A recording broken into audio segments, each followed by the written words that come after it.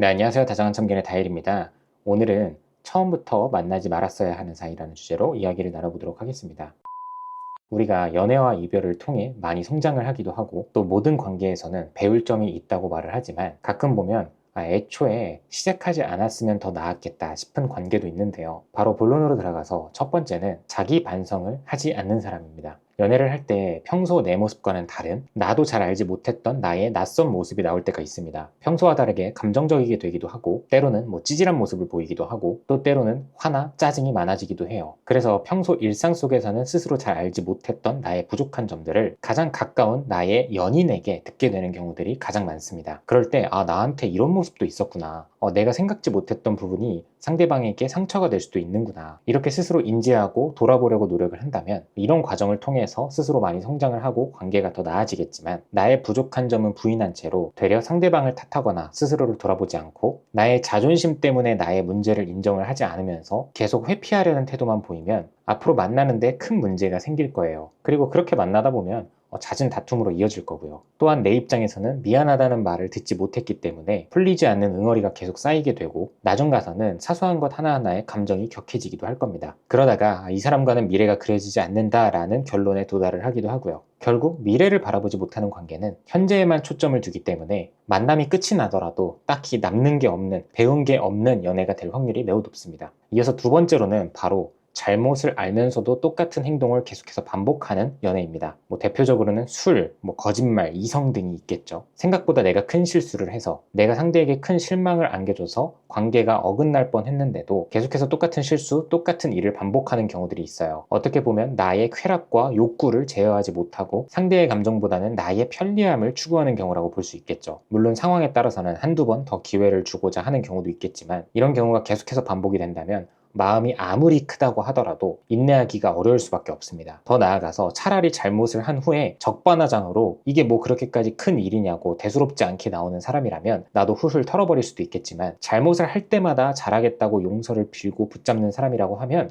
내 입장에서도 혼란스러울 수밖에 없잖아요. 하지만 계속 받아준다고 해서 상대방이 달라질까요? 어쩌면 본인도 아니라는 걸 아는데도 그냥 마음이 남아있기 때문에 왠지 한 번만 더 믿어주고 싶은 마음에 계속해서 받아주는 경우들이 있는데 이런 경우가 바로 차라리 애초에 만나지 않았으면 더 좋았을 사이라고도 볼 수 있을 것 같아요. 이런 경우에 대부분이 시간 낭비, 감정 낭비만 하다가 결국에 끝은 안 좋게 흘러가는 경우가 굉장히 많습니다. 세 번째로는 바로 연락이 잘 안 되는 사람과의 만남입니다. 연락은 사실 연애에 있어서 가장 기본이자 가장 중요한 부분이라고도 볼 수 있는데요. 업무 특성상 일할 때마다 연락이 제한되는 그런 직종도 있지만 그런 이해 가능한 상황이 아니고서는 충분히 연락을 할 수 있는 상황임에도 불구하고 연락이 잘 안 되는 경우들이 있습니다. 나는 원래 연락을 잘 안 하는 편이다 라고 말을 하는 사람들도 있고 원래 만났을 때 대화하는 걸 더 좋아한다.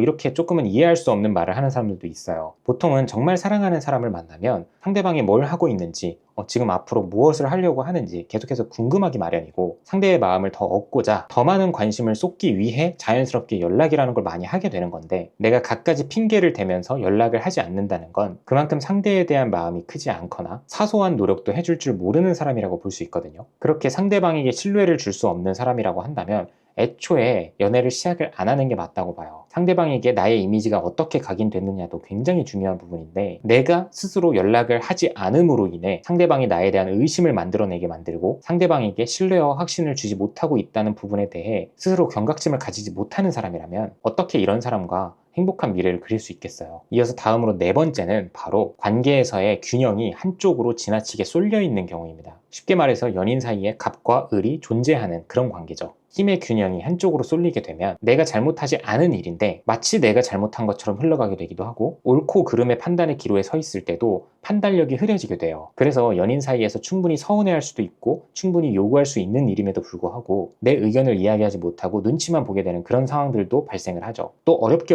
내 생각을 말을 하더라도 결국 상대의 합리적이지 못한 논리에 설득당하게 되는 경우들도 생깁니다. 제가 이전 영상에서도 말씀드렸지만 연애는 결국 내가 행복하기 위해서 하는 거거든요. 하지만 안타깝게도 내가 좋아하는 사람과 그저 하루하루 시간을 보내는 것에만 의의를 두고 내가 지금 행복한 건지 아닌지도 모르는 상태로 연애를 이어가고 계시는 분들도 꽤 많은 것 같아요. 온전히 내가 다 참고 내가 배려하고 있기 때문에 이어지고 있는 연애는 행복한 연애라고 말할 수 없고 미래가 그려지지 않는 연애입니다. 최선을 다한 연애는 후회가 없다고들 말을 하기도 하지만 내가 최선만 다하고 받은 게 없는 연애는 나중 가서는 공허함과 허무함만 남을 뿐입니다. 이어서 다음으로는 바로 서로가 서로를 바꾸려고 하는 관계입니다. 연애 상대에게 100% 만족하는 경우는 드물잖아요. 나와 다른 환경에서 자라온 사람이 나와 같은 마음이길 바라는 거는 욕심이겠죠. 하지만 연애를 하다 보면 욕심인 줄 알면서도 내 마음과 다르게 행동하는 상대에게 서운함을 느끼기도 하고 실망감을 갖게 되면서 점점 상대에게 요구사항이 많아지기도 합니다. 그러면서 어느 순간부터 자연스럽게 내가 이 상대방을 바꾸려고 하게 돼요. 그렇게 상대의 단점에 꽂히게 되면서 내가 원래 이 사람을 왜 좋아했는지에 대한 이 본질적인 감정도 있게 되죠. 내가 원래 이 사람과 연애를 시작했을 때 어떤 부분에 만족을 느끼고 어떤 부분이 충족이 되었는지를 스스로 명확하게 인지하고 그 본질을 뿌리로 박아두어야 가끔 상대방의 단점이 보이더라도 그 단점들을 포용할 수 있는 건데, 상대의 단점을 뿌리로 박아버리면 오히려 장점이 더 작게만 느껴집니다. 그러다 보면은 자연스럽게 서로가 서로를 갉아먹는 그런 관계가 되는 거고요. 서로가 안 맞는 부분을 맞춰가는 것, 서로의 니즈를 충족시켜주는 것, 이런 부분들이 굉장히 중요하죠. 하지만 서로가 맞춰가기 위해서 상대에게 강요하기보다는 먼저는 나부터 맞춰주려고 하는 그 태도가 더 중요한 것 같아요. 마지막으로는 바로 헤어진 전 연인을 아직까지 마음에 두고 있는 사람과 연애를 시작하는 경우입니다. 상대방이 티를 내지 않는다면 내가 알 길이 없겠지만 전 연인에게 아직까지 마음이 남아있는 티가 나는 사람들이 있어요.